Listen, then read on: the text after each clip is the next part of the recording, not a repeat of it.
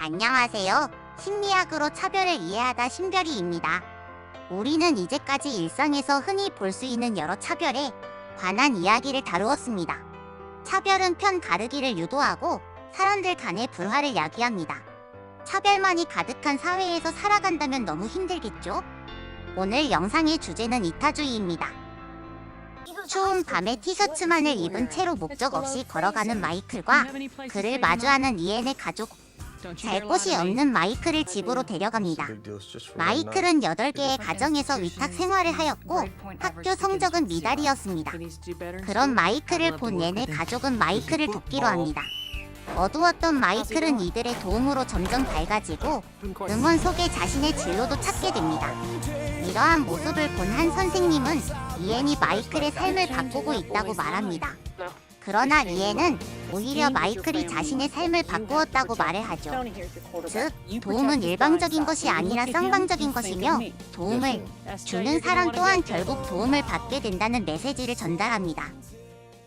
우리는 타인으로부터 도움을 받기도 하고 타인을 도우며 함께 살아갑니다. 필통을 놓고 온 친구에게 펜을 빌려주거나 지하철에서 자리를 양보하는 등 일상에서 소소하게 남을 도운 경험을 다들 해본 적이 있을 겁니다. 그럴 때마다 왠지 모르는 행복함과 뿌듯함이 느껴집니다. 신기한 점은 이타적 행동이 행복을 느끼게 해주는 것에 그치지 않고 우리가 느끼는 고통 또한 감소시켜준다는 데에 있습니다.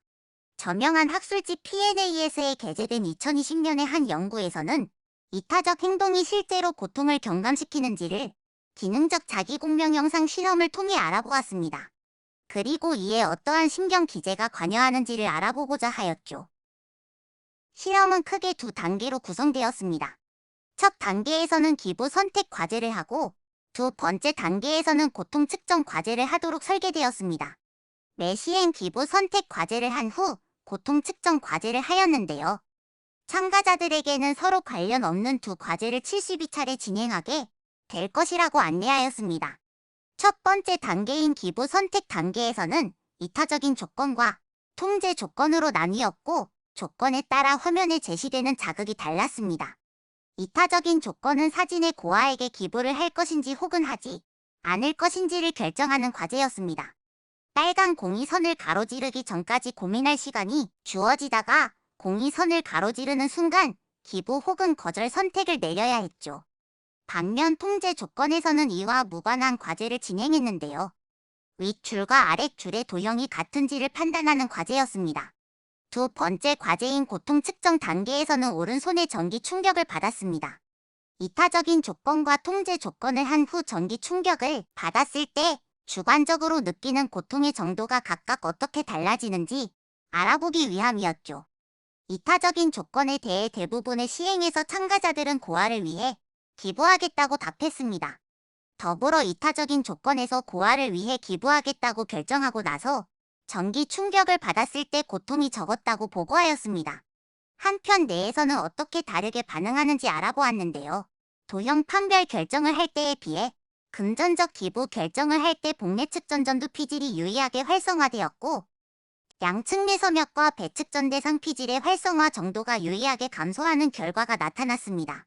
복내 측전 전두 피질은 직관적이고 자동적인 선택의 가치를 계산하는 부위로 보상과도 관련되어 있습니다. 그리고 내섬역과 배측전 대상 피질은 신체적 고통을 관장하는 부위로 알려져 있죠. 이를 종합해보면 타인을 돕는 결정을 할 때 참가자들은 보상과 같은 의미를 경험하고 그리고 이것이 신체적 고통을 덜 느끼는 데 기여한 것으로 보입니다. 즉, 타인을 도울 때 이것은 보상이 되어 행복감을 주고 신체적 고통을 잊게 되는 것이죠. 남을 돕는다는 것 자체가 나의 신체적 고통을 줄여준다는 사실이 신기하지 않나요? 관심을 가지고 주변을 둘러보면 도움의 손길이 필요한 친구들이 있을 거예요. 그런 친구들을 지나치기보다는 먼저 손을 건네보는 것은 어떨까요?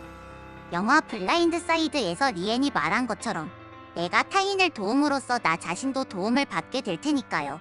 그럼 지금까지 심리학으로 차별을 이해하다 신별이었습니다.